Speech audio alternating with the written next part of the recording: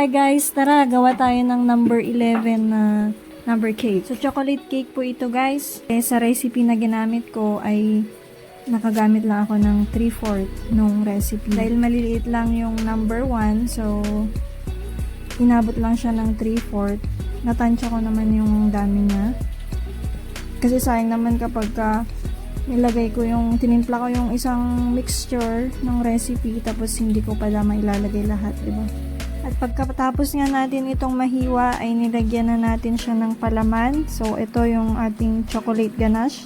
Ang chocolate ganache ko ay pinagsamang chocolate bar at yung all-purpose cream. Yun lang guys. 2:1 lang yung measurement ko. Sobrang thick po nito kaya medyo nahirapan ako dun sa pagpapipe nung ganache guys. Ilagay ko siya sa ref overnight para mag-thicken yung ating ganache guys. Tanghali kasi dito sa atin sobrang init kaya mahirap mag-thicken.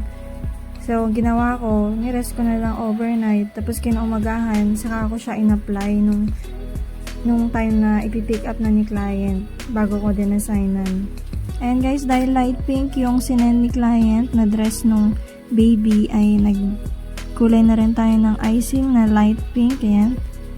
Ang pink na ito ay hinaluan ko ng konting yellow para medyo maging kulay peach siya. Ayan. Hindi lang halata guys. Nag-iiba din kasi yung kulay niya kapag nilagyan mo ng kulay yellow. Parang nagla-lighten. So ayan guys, sinatansya ko na lang yung mga nilalagay kong rosette. Dahil wala naman tayong particular na design nagagayahin. So ayan, basta ganyan yung kulay. Pagkatapos nito ay nilagyan ko rin ng sprinkles, mga silver, yan. Tapos nilinisan ko na yung gilid. At naglagay ng letterings. So, ayan. Thank you po.